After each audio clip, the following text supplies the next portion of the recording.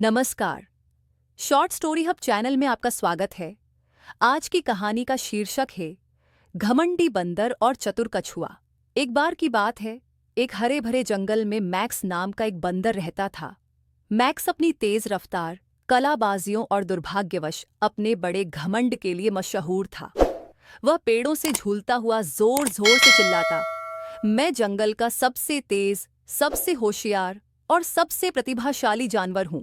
एक दिन जब मैक्स एक ऊंची शाखा पर कलाबाजी दिखा रहा था, उसने नीचे टहलते हुए टिल्ली नाम के कछुए को देखा। शरारती मुस्कान के साथ मैक्स चिल्लाया, अरे टिल्ली, क्या तुम अब भी एक रेंगते हुए पत्थर की तरह धीरे धीरे चल रही हो? टिल्ली ने समझदारी और शांति से मुस्कुराकर कहा, मैं भले ही धीरे चलती हूं, लेकिन मैं हमेशा वहां पहुंच जाती हूं जहां मुझे पहुंचना होता है। मैक्स जोर जोर से हंस पड़ा, ये तो मजाक है। तुम तो रेस नहीं जीत सकती, भले ही कल ही शुरुआत क्यों न कर लो। बाकी जानवरों ने यह बातचीत सुनी और चारों ओर इकट्ठा हो गए। मौके का फायदा उठाते हुए शेर लियो ने सुझाव दिया, क्यों न तुम दोनों रेस कर लो और देख लें कि असली विजेता कौन है। मैक्स लगभग अपनी शाखा से गिरते गिरते बोला, रेस उसके साथ? ओह, ये तो बहुत आसान होगा।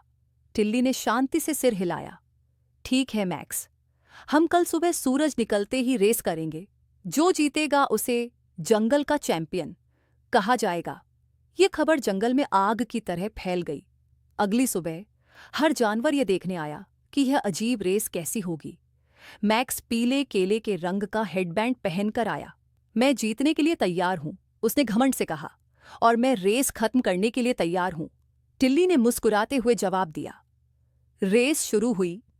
मैक्स बिजली की तरह आगे बढ़ा, आसानी से एक शाखा से दूसरी शाखा पर झूलते हुए। थोड़ी ही देर में वह काफी आगे निकल गया। आत्मविश्वास से भरे मैक्स ने एक छायादार पेड़ के नीचे आराम करने का फैसला किया।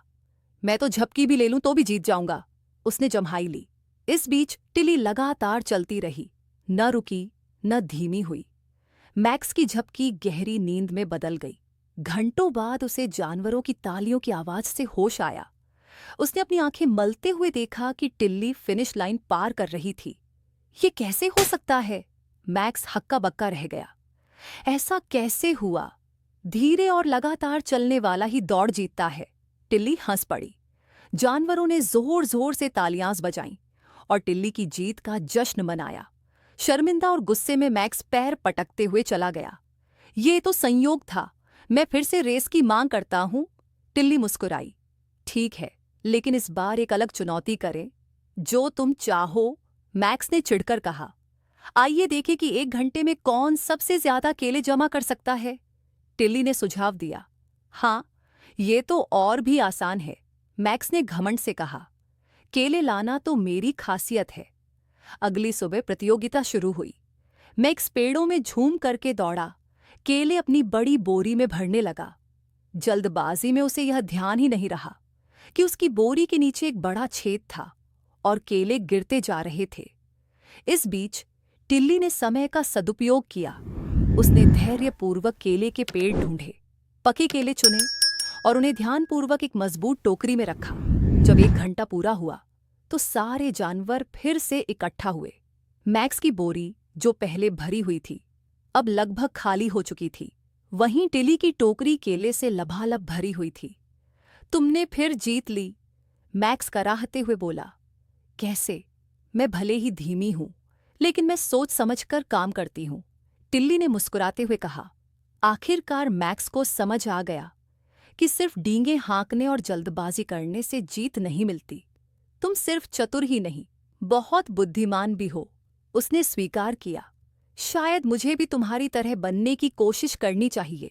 उस दिन के बाद मैक्स को अपनी कलाबाजियां दिखाने में अब भी मजा आता था, लेकिन अब वह दयालु, विनम्र और हर काम सोच समझकर करने वाला बन गया। जंगल पहले जैसा नहीं रहा और मैक्स और टिल्ली सबसे अच्छे दोस्त बन गए। इस कहानी से सीख, अति आत्मविश्वास असफलता की ओर ले जाता है, लेकिन धैर्य, समझदारी और दृढ़ संकल्प से सफलता अवश्य मिलती है। आपको मेरी कहानी पसंद आई तो इसे लाइक करें, अपने दोस्तों के साथ जरूर शेयर करें। ऐसी ही अद्भुत इंटरेस्टिंग कहानी सुनने के लिए हमारे चैनल को जरूर सब्सक्राइब करें। धन्यवाद।